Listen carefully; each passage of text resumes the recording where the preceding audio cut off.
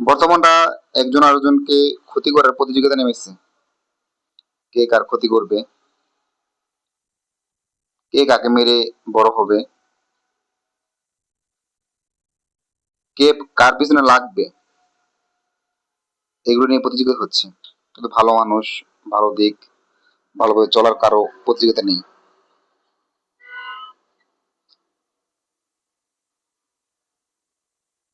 ছোটরা বড়দেরকে সম্মান করছে না, বড়রাও যারা আছে তারা ছোটদেরকে স্নেহ করতেছে না।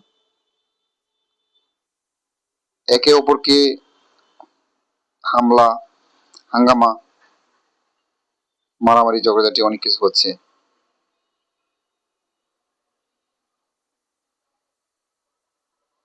এগুলোর মূল কারণ হলো শিক্ষা। এক হলো পারিবারিক শিক্ষা, আর এক হলো পরিবেশগত শিক্ষা। যদি কারো পারিবারিক শিক্ষা না থাকে, পরিবেশগত শিক্ষা না থাকে, সে কোনো ভালো হতে পারে না, ভালো ব্যক্তিত্ব অর্জন করতে পারে না।